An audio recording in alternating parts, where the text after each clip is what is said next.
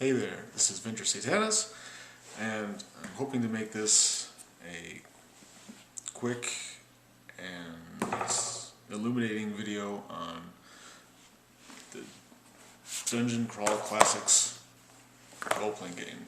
Ta-da! Which I finally acquired after reading all the reviews on Goodman Games. There's a page somewhere, I'll try to find it and put a link down below in the show notes or the video notes, but there's like 25, I don't know, it seems like 25, 30 different reviews that they link to all over the site on different blogs and role-playing sites. Anyway, all these reviews were very favorable and discussed in depth exactly what it is about Dungeon Crawl Classics that's awesome. And I was addicted to reading them. I was just like reading and reading and reading it. So I read all the reviews, even read other reviews that weren't even linked on that page. And all had good things to say. And things, not only good things to say, because you can find people that have good things to say about anything. But the things that these people had to say, the positive stuff, was stuff that I was looking for in a role-playing game. Because lately, you know, I was thinking about D&D next, and that led me to thinking about like the earlier, like basic Dungeons and Dragons and advanced Dungeons and Dragons, and all the retro clone D&D games out there.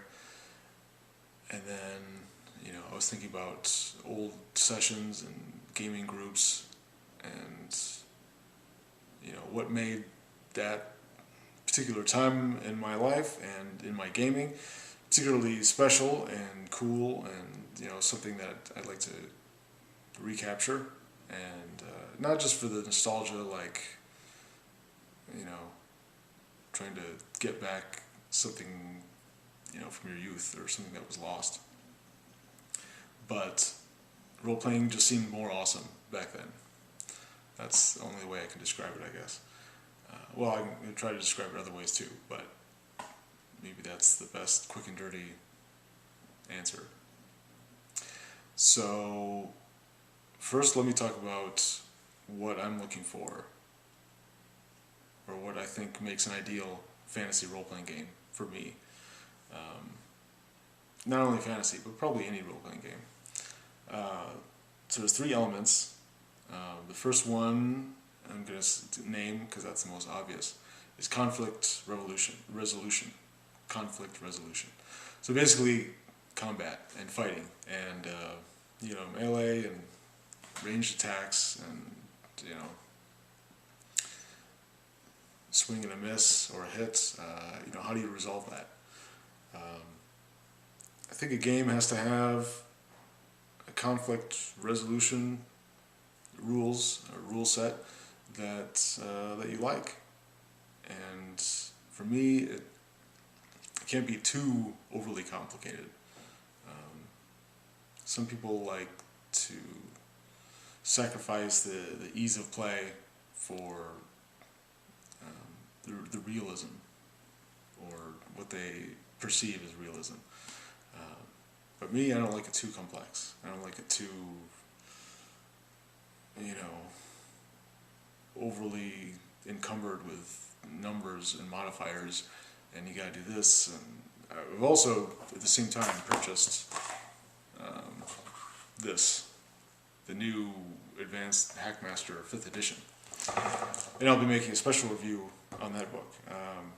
But the combat in there, as I was reading just last night, is ridiculously overly complex, to the point where I was just like, really? I mean,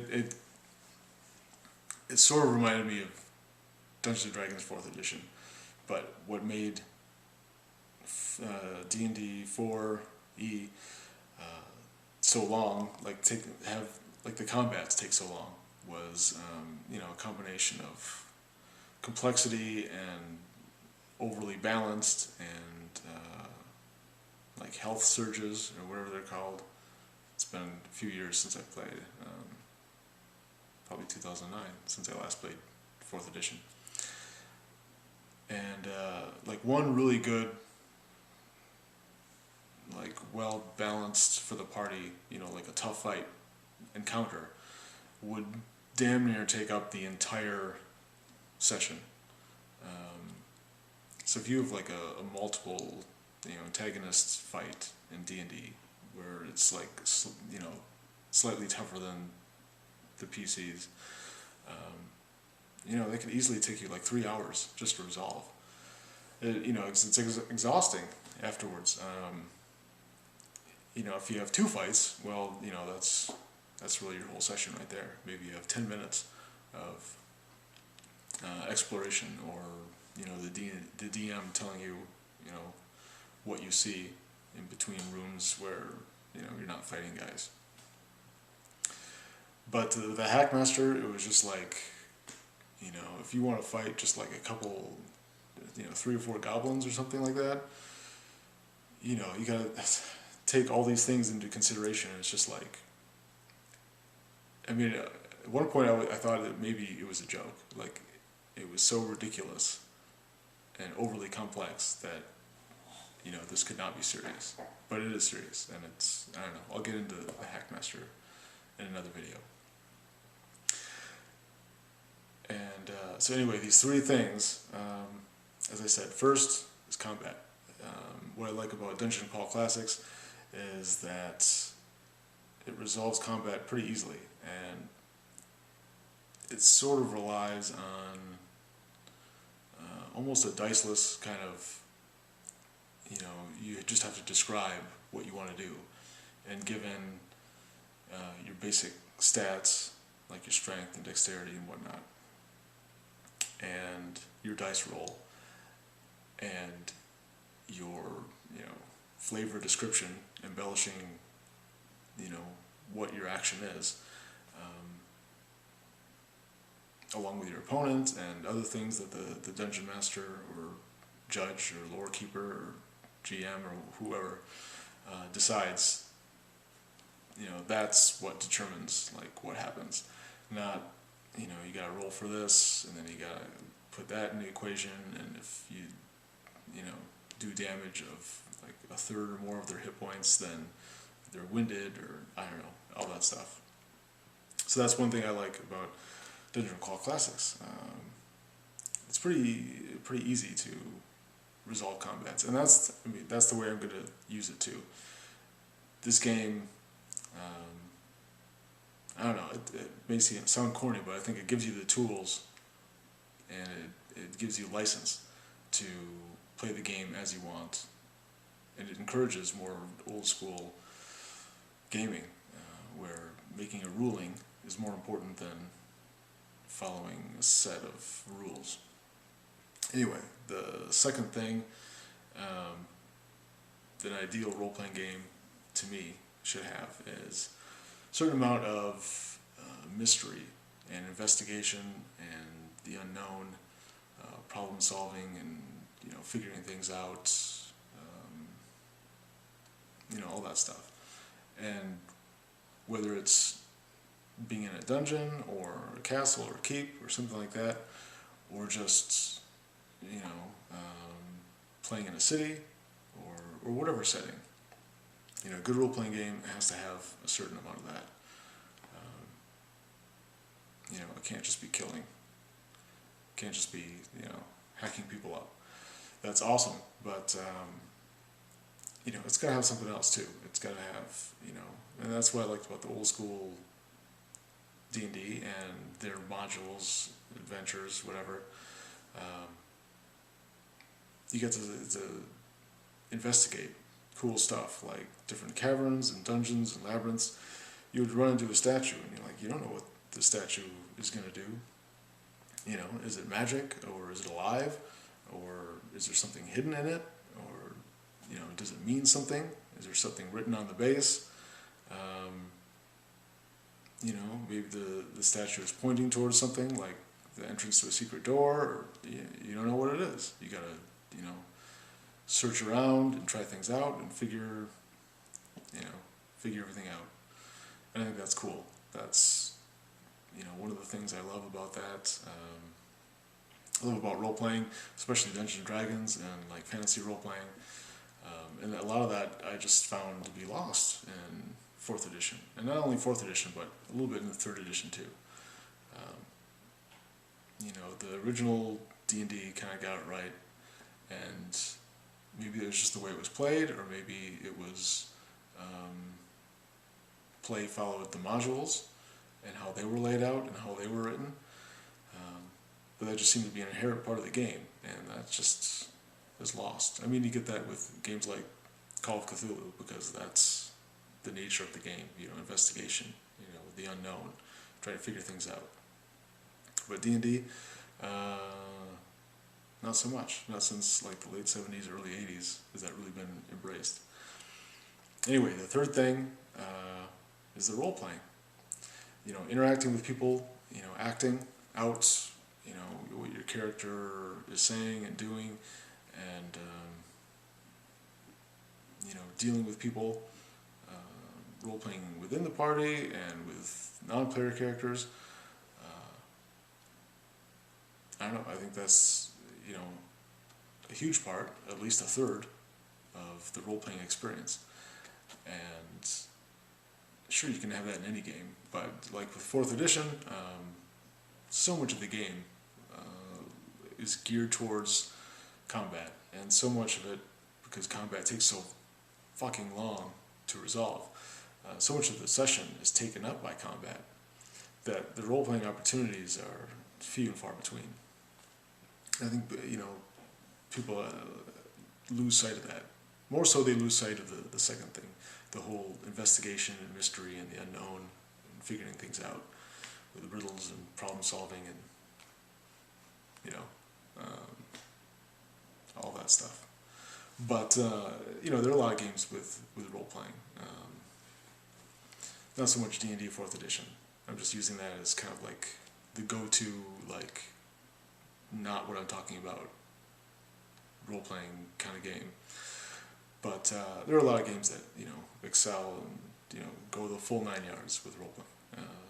A lot of World of Darkness games, sometimes Call of Cthulhu. I don't know, a bunch of games out there. So anyway, that's my 3 things. Very, very quickly, because I'm running out of time. You got, with the Dungeon Crawl Classics game, you got spell duels, a lot of Lovecraftian references, a lot of reliance on demons, and elves aren't your normal, I don't know, whatever you think of elves. Elves are more, dark and willing to, enter in with pacts with demons and use magic as a natural ability. It's one of those games where you could either be an elf or a wizard, or, a warrior, thief, or a halfling. You can't be both. Which might be jarring. A lot of things might be jarring to the old school D&D people. Instead of the normal alignments, you got lawful, chaotic, and neutral. Because the idea is that there are forces of order, and there are forces of chaos, and sort of forces of light and darkness, I suppose. They're not necessarily, well, I guess they understand the subjective nature of good and evil. What's good to one society or person might be evil to another. But forces of order and chaos, are at odds with each other. And I don't know. The player characters are there to make sense of that and join a side, or not, if they want to stay neutral, and help play out this sort of metagame battle or conflict, this larger conflict within the game. So much art, you just go crazy, and that's one thing that the reviews mentioned over and over and over again. All the artwork, and they're true. I mean, it's right. It's true. It's right. They're true. I don't know, something. It's late, but there's so much art that it's fucking insane. Just things like magic items, like every magic item should be unique. And that's something that I just grew tired of with D&D, is that, like, oh, you find another, wand of healing, or you know, how many +2 swords with, scorching fire or whatever it is, like, can you find in a dungeon? It's like the magic item list got smaller and smaller and smaller, and the imagination just, like, I don't know, it just dried up. There wasn't any more imagination spent on cool, unusual magic items. Not necessarily ultra useful, but just, cool to have something that, allows you to breathe underwater and at the same time, I don't know, maybe it glows when you're around silver, or I don't know, it can tell you when trolls are lying, or something. I'm just coming up with things out of my ass, but stuff like that, you don't get that anymore. Wow, this video is already turning into a big, long catastrophe, so I think we can end it here, but I'm going to be role-playing this. The first session is this Saturday. I've already got a group lined up and adventure picked out, and I will let you know how that goes. Hopefully I can recapture that old school gaming experience, and everyone can have a great time, and it'll be something special. That's it. Yeah, Cthulhu Fatagan.